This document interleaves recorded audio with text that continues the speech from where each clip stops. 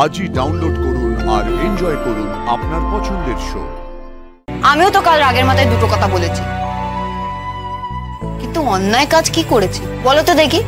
না অন্যায় বলছি না, তবে কি জানিস মা, আমরা বড্ড ছোট মানুষ রে মা। লক্ষ্মী, এ মেয়েরে কিন্তু সামলাও। আচ্ছা ওর মাথায় এসব কে ঢোকাতেছে বলো তো? কি ওর মাথায় কিছু ঢোকাতে হয়নি গো, ওর বুদ্ধি হচ্ছে, বড় হচ্ছে, লেখাপড়া করছে। এই আমারে বলেছে না কিছু? হ্যাঁ আমারে বলো তো, এইসব কাণ্ড কারখানা যে মাথায় ভাসতে লেগেছে, এ নিয়ে তোমাদের মধ্যে কোনো কথা হয়েছে মা মেয়েতে? না, তবে আমার হঠাৎ যেন ওকে কেমন অচেনা লাগতেছে আজকাল।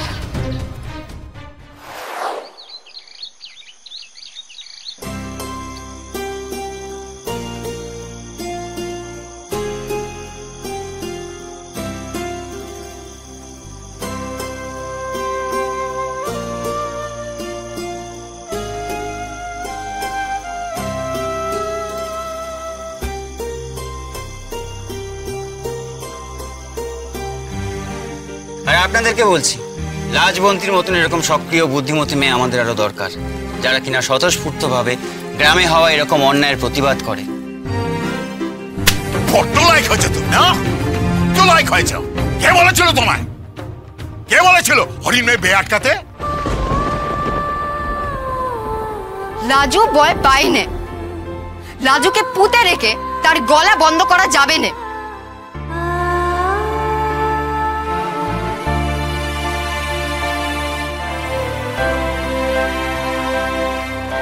এটা তো ভোর রাত অব্দি জেগে থাকে,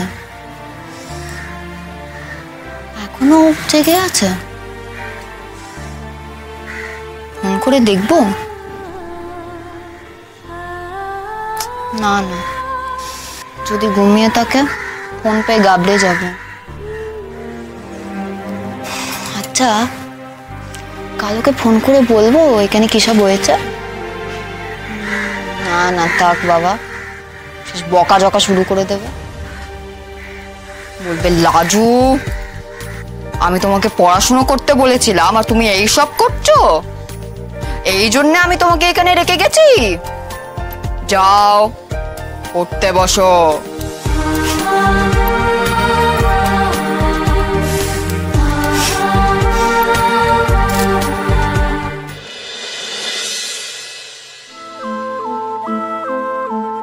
আগো ওঠেনি এখনো? বিয়ে হয়ে যাওয়া মেয়ে এত বেলা অব্দি পরি পরি ঘুমোলে শহর বাড়ির লোকরা তাইরে তাইরে দেবে না, কি করবে বলে দেখিনি।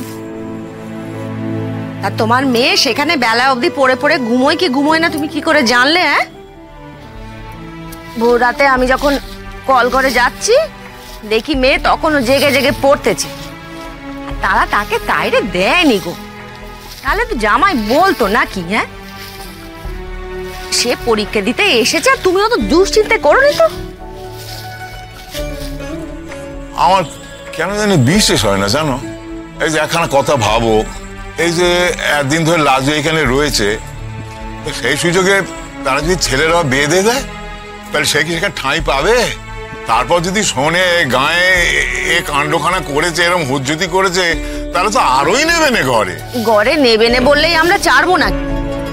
আমি তুমি আর দু চারজন গায়ের নোক গে আবার আগের মতো তাকে সেখানে রেখে আসবো? এই এক কাণ্ড হয়েছে, 14 বার করে তারা দিয়ে যাবে আর আমরা তারা রেখে আসবো, তোরা দিয়ে যাবে আর আমরা রেখে আসবো। আহা, তুমি বড্ড বেশি ভাবছো। আমাদের মেয়ে সেখানে ভালো আছে, তার চেহারাখানা দেখছো না কি ভালো হয়েছে, আর কেমন শহরের লোকজনদের মতো কথা বলছে। তাছাড়া আমি তার বাসকে দেখেছি, তো দামি দামি শাড়ি, সে নিশ্চয়ই তারাই দিয়েছে। আমাদের মেয়েটা সেখানে আরামে আছে, সে আরামে জীবন পেয়েছে, সেখান থেকে সে নিজেও নড়তে চাইবে না, আর ওখানেই ওকে রাখবো আমি। আমাদের মতো সারা জীবন এমন কষ্ট করে সে নাই বাবা আছলো, পরীক্ষা দিয়ে সে ওখানে ফিরে যাবে। সে সহজে যেতে পারবে না তারে জোর করতে হবে কে জানে। সত্যি নীতি না চাইলে কতবার গাজওয়ারি করা যায় বলো দেখি।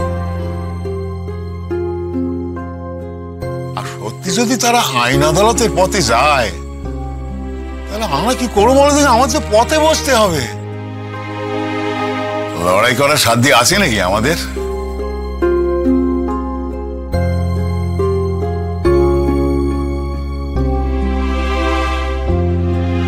রাগটা তো আমার হওয়ার কথা, মারা তো আমাকে হয়েছে।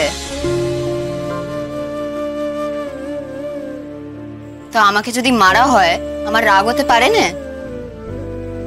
আর রাগ হলে তো মানুষে দু চারটে আগডুম বাগডুম কথা বলেই ফেলে, ফেলে কি না? ও বাবা, আমি বলছি তো কাল আমার অতগুলো কথা বলা ঠিক হয়নি। এবার একটু এসে দাও।